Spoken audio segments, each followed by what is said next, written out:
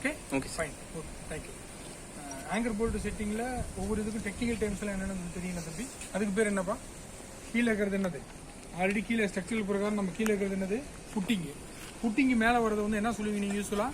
காலம் அப்படிம்பீங்க. அப்போ நான் இந்த மாதிரி ஸ்ட்ரக்சருக்கு நம்ம இது பேர் என்ன சொல்கிறோம் அப்படின்னா பெடஸ்டல் அப்படிங்கிறோம். பெடஸ்டல்லேருந்து வர்றது என்னது? Main rod.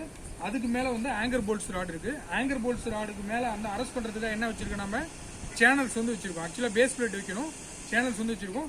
இதுவும் கிரிட் லைன் பேஸ் பண்ணி தான் எல்லாமே பண்ணுறாங்க. பாருங்க, இது ஒரு ஏ கிரிட்டு, இந்த பக்கம் பாருங்க BCD இப்படி போயிட்டு இருக்கு.